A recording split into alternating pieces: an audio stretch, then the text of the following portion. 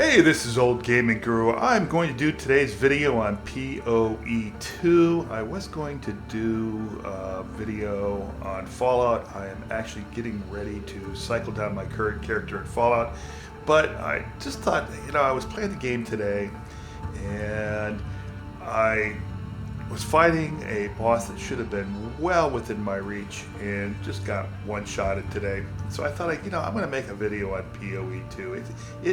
Do not get me wrong, it is an awesome game, but there are some fundamental flaws that need to be fixed. I do enjoy the heck out of it. And when I die, it's pretty funny, but when I die and it's in a map, that just drives me absolutely nuts. So today I'm going to do the 3 things that I love and hate about PoE. So let's start with the things that I love, and we'll talk about the things that absolutely drive me absolutely bonkers. So the first thing that I love is I think all the characters, the ranger, the witch, the monk, sorceress, the warrior, and the mercenary are all really well thought out and fun, though they tend to kind of go down a path toward being very similar in skills in the end game. But there is a ton of customization options, and as GGG gets more skill gems and supports out, I think we're going to have more options to play other variations of these characters. But the game is really, really well done on the character side, and also the characters themselves interact with the world, and I just think the world is absolutely much better laid out for these characters than in past GGG games, versions of PoE 1. So I have to give them hats off to the characters. I think they all have a little bit of something that will appeal to everybody, and they can be morphed very quickly into something that you want to play. Now, whether you can figure out how to make the character viable or not is a completely different story. So, like I said, is we're all tending towards kind of these meta characters in each class. So, that's one thing they're going to need to work on. All right, so let's talk about the second thing I love about PoE 2. The stories and the bosses in the introduction are great. I think very well done, great story. It's compelling, just beautifully written, and it does help you get through what is an incredibly long campaign to get 2 maps. So the bosses are way better and much more fun. I don't even mind dying to them until I start to lose XP. The bosses are just really, really well done, and you can learn their moves, and every boss can be beaten. And it gets easier and easier each time you play through it, so it's kind of like the old Path of Exile 1 was. It's very similar, of course, to Path of Exile with the 2 acts, or the 2 phases of the acts, 1 through 3 and 4 through 6, which are just a repetition of each other. I don't mind that at all, and I don't mind it, especially because the bosses and the story are so well done. I learned a little bit of lore and everything every time I play through the system. Okay, so I'm going to go ahead and jump in. Yeah, I just had a blast playing all these different character types, and I've noticed I've gravitated towards some, and some of them drive me nuts. The warrior, I think, is going to be a really tough one for me to do a lot of levels on. He's just plodding and slow, and the armor system isn't working entirely well, so not really sure what's up with that, but I've noticed that I can have decent armor, but I am still getting hit really, really, really hard, and there are some nodes on the skill tree to help you alleviate that, but they're far away for some of the characters. Alright, so last thing I want to talk about is love. Alright, so the gem system. Love it. This gives you so many different ways to play the game, and if you are playing the game and you're not using this, which is, let's go to a skill gem, and let's go to a 14, if you're not using this all gems button, is you're really missing out. So if you're not following a build guide, make sure you know about this, but it allows you to basically use any gem you want to in the tree. I just think this is really well done and very well thought out. It allows you to make a lot of choices, intelligent and unintelligent. So kudos to GGG for that. I just am really pleased with the way this turned out. I was really afraid it would take away some of our choices, but I think once you free the gems up from the armor, it really gives you a lot more choices.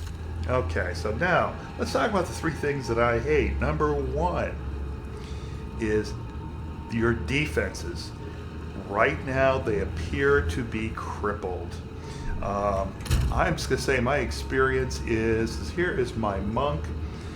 He's not, I mean, he's just moving into maps, but your defenses are really hard to max out. And so I don't even have max cold and lightning resistance. And honestly, that has just been due to crappy rolls. So I'm not, when I get hit hard, but I shouldn't be getting hit because my chance to evade is 75%. And I can tell you, I fought a boss this morning. He did 3 attacks in rapid succession, and I got stunned by the first one, so I didn't evade the first one, and I didn't evade the second one, and I didn't evade the third one. And all 3 of them hit me for max. On the third one, he just pounded me in the ground and I lost my map. And so evasion doesn't seem to be working. I see other people are reporting armor's not working as much as it needs to be. So it's like half of what it is in PoE 1. Where is spell suppression? It used to be you didn't evade spell suppression. Spells hit you, but you had suppression. I noticed when I run into a bunch of projectile firing and spell throwing mobs, I get almost obliterated. I gotta hit a health potion before I chase them down. And this is a build that clears screens really, really quickly if it doesn't get hit. And if it gets hit, it hurts because I don't have any armor to mitigate any physical. And then also I'm not evading anything. So I absolutely think the defenses right now are in a bad place and they need to do something about it. Armor's not working, evasion doesn't appear to be working as well as it should, and there's no spell suppression or other things that you can use to mitigate damage. There's no supports at all for adding additional armor or adding additional evasion in the skill gems that I can see. And of course we got rid of potions, so we got rid of a lot of defenses. So, I mean, potions now are just basically your health and your mana. And these charms, I've got 1 charm. When do you open the rest of these up if you're not getting it opened in maps? Can't find that anywhere. The scarcity of good gear has been improved tremendously. Otherwise, I mean, trust me, I'd be looking worse off than I am right now. But it doesn't really matter because GCG, you got rid of some of our key defensive mechanisms, such as a potion of armor, a potion of evasion. You know, I don't understand why that went away. Spell suppression appears to be completely gone, and armor and evasion are working. So enough on that. Defenses need to be fixed in this game so that you can more reliably do maps, because you die on a map, you lose the map, and trust me, this is about after 50 maps. Let me show you how many maps I've got. Alright, that's really bizarre, but anyways, okay, maps. That's all the maps I got. So what's up with that? I mean, and trust me, I'm at least bluing mine, and with this kind of currency coming out of, I get more currency, and this is number 2, I get more currency from my low-level characters than I do my high-level characters, and none of it is valuable. So GGG really nerfs the currency here. I mean, this stuff doesn't fall very often. These are readily attainable. This falls probably once per map, and this falls maybe once per map. I've got an Orb of Chance by disenchanting, uniques. But, where, okay, what is where's the currency still? If you're running maps, the whole purpose of currency is to help you gamble on improving your gear, but if you can't gamble, where's the fun in that? And so, also too is like Orb of Chaos. What happened to it? It now removes an affix and randomly adds an affix. What if I brick a map and I want to re-roll it? I can't. What if I want to where is the Orb of Annulment that gets rid of, all of, if I don't want to do a map and I want to re-roll it, why can't I do that? I don't see a place you can do that, at least not yet this far into the game. So currency at number 2, I think GGG should have kept the same currency and not tried to recreate the wheel here. They had a really good currency system that worked. It allowed you to take chances on building better gear and better maps. It's really hard to juice a map. Right now, I can't juice a map unless I want to spend a Regal Orb, which is very valuable. And I can tell you is chances are I'm not going to get that back. If I don't, if I brick the map and do something I can't run, then I lose that map forever, and I can't fix that. So that's my problem with currency. It's just, it looks useful, but it's not as useful as the previous currency, and I think that's a major flaw in their current design. So the last thing is, my biggest beef I think right now with the game is this. And let me tell you why this is just not as enjoyable to me. It's okay, but this is okay, 75 levels in, and my tree is almost done. Nowhere on here can I add life easily to my tree. I mean, here's some life nodes. 20 when killed, 5 life when enemy killed. Here, let me just, okay, is there life over here? Okay, 20 to maximum life. Okay, so it used to be in PoE 1, you needed about 4,000 life and an effective hit pool of probably 20,000 to run maps successfully. Well, my effective hit pool right now is nowhere near 20,000. That explains why I'm getting one shot. Excuse me. So why did GGG, basically not give us ways to increase our defenses easily that are off the main tree? So if you're going monk, you would think, okay, a little bit of energy shield recharge. I mean, you'd think they would give us more stuff to actually increase our defenses. So as we're building our offenses, we can survive more, so we can do harder maps, where the real fun of the game is, because then you start seeing currency drops and you start really enjoying the game. So none of these nodes really do that much for me. And I think my problem with that, I know my problem with that is when I play a game like this, I want to see a progression in my character. If I get 4 nodes, I expect a pretty big payout for spending 4 points on this tree. Well, here's what I'm going to go get in a little bit. 15% critical damage, 15%, 60% critical damage. Ooh, like that. But I get a reduced critical hit chance. I'm just not motivated to go play to get those 4.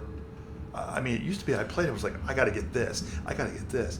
Once I get this, I'll be super powerful. Now it's like, well, I'm going to get this. Now I'm going to lose critical hit chance. And here, let's look at my critical hit chance. On Ice Strike, and my critical hit chance is 53%, so I lose 20% of that. I'm going to probably drop this down to about 50. Okay, so yeah, I like the additional bonus. 60% is a lot of extra bonus, but why take away from critical hit? Don't make every reward you give the character also come with a penalty. That's just bad game design. Make the rewards so if you beat something and you progress, make the rewards worth the battle. I mean, you're already stacking up a lot of stuff against us. You know, the stuff that can one-shot you on screen, and you can lose 10% experience and you can lose a map. At least make it go, I'm going to battle through that death. I'm going to battle through the loss of maps because I really need to get these nodes. I just don't feel that. And, you know, I was afraid of the direction that GGG was going with PoE 1, where they wanted to make things harder, and they also, too, wanted to make it less and less rewarding for the player. They wanted to make them, you got to put more and more hours into the game to get rewards. I felt that coming with a lot of leagues, and honestly, I just think that's bad game design. I think good game design rewards the players fairly and has an element of challenge, not an element of frustration. And right now, the current systems that are in place, such as the map loss and 10% XP loss on death, and are just overwhelming the positives, which is an incredibly good, detailed game system that, if GGG's record holds true, should be just an amazing game in a year from now. But right now, I have to kind of push myself to want to play this more and more. And so I've been experimenting with other characters, but my monk right now, I can go through and just clear a map in literally a couple seconds. A couple minutes. But you know what I mean. I can blaze through a map. I get to the boss, and he hits me once, I'm dead. I mean, I just don't evade anything. And then I lose my map, and then, hey, I don't have another map to replace that. I gotta go buy a map, or I gotta go on to the trade house and do that. And honestly, overall, I really like the game. I want it to be successful. I think this is a step in the right direction for GGG, but I think they need to give up on this idea that we want, you know, the Uber players are going to be the Uber players, but not everybody has hours and hours per day to dedicate to the game. Make it fun for everybody, and make it so that the Uber players have a playground where they can go nuts. And you can do that through map juicing, but I can't even see how to juice maps right now. And the rest of us can just enjoy playing the game and theory crafting and building a character we really like. And that's it for today's episode on PoE 2. Looking forward to next week. I'm going to roll out a whole new Fallout series. I'm hoping all of you actually step in and vote on Fallout 4. Should I actually... I'm going to start a new character and wipe the game and then play with some new mods and just show you what the mods do. Should I go for Sim Settlements 2? Or should I go for a playthrough on that? Or should I go for trying to get max graphics resolution on a 2070 card? And that's it. I'll still be playing PoE 2. Like I said, love the game. Just a little frustrated with it right now, and GGG's shown they're willing to listen. They fixed the currency before was just horrible, but I still go, if I'm doing maps, I should definitely be turning out better currency than what I'm getting right now, and I should not be underperforming my axe characters. Hey, what's really funny is I just saw somebody said the best farming you can do in the game right now for currency is Act 2 of Cruel. And I'm like, you gotta be kidding me. Is that the best we can do? All right, well, anyways, enough of all of that. I've taken up enough of your time. There's my 3 likes and dislikes on PoE 2. Old Gaming Guru out.